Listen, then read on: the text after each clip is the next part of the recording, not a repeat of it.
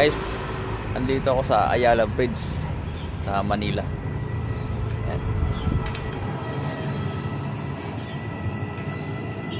Ayan o.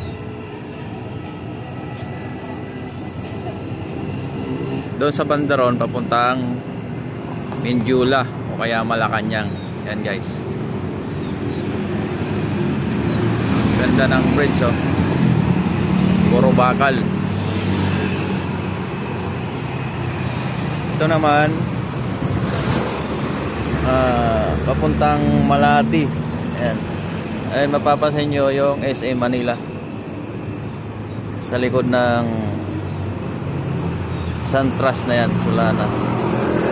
Papuntang Malati o Roas Boulevard yan. Okay. Ayan yung Ilog Pasig yan.